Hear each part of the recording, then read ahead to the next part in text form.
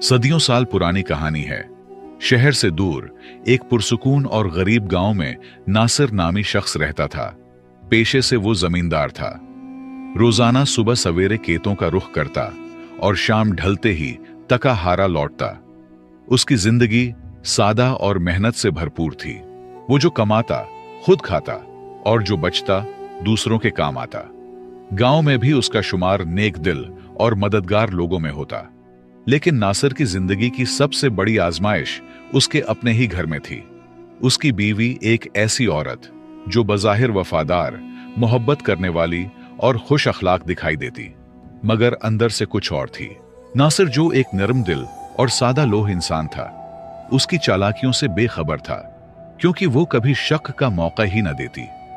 हर रोज उसे वक्त पर नाश्ता देती, खाने में तरह तरह के लजीज पकवान बनाती और जाने से पहले मुस्कुराकर अलविदा कहती।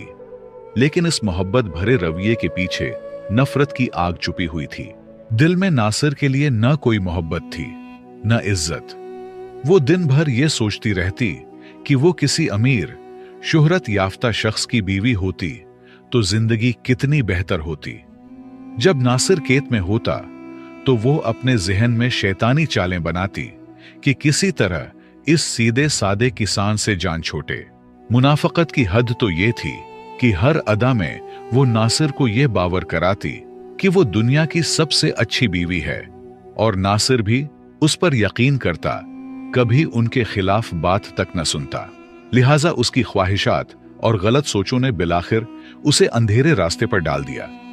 वो औरत जिसे मोहब्बत, वफादारी और घर को संवारने वाली होना था, उसी ने अपने ही मोहब्बत भरे आशियाने को तबाह करने की कोशिशें शुरू कर दी।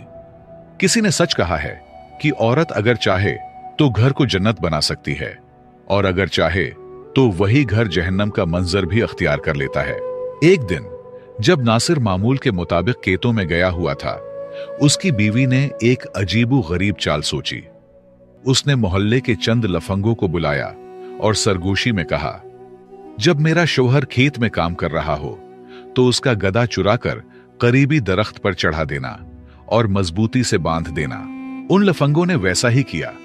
दोपहर के वक्त वो औरत नाश्ता और खाना लेकर खेत की तरफ चली गई, जैसा कि वो हर रोज करती थी। नासिर ने खाने के साथ उसे खुश आमदीद कहा, मगर उसके चेहरे पर कुछ और ही लिखा था। वो हैरत और परेशानी में डूबा हुआ था। बीवी ने नरमी से पूछा, साहब, आज बड़े परेशान लग रहे हो, सब खैरियत तो है? नासिर ने आसमान की तरफ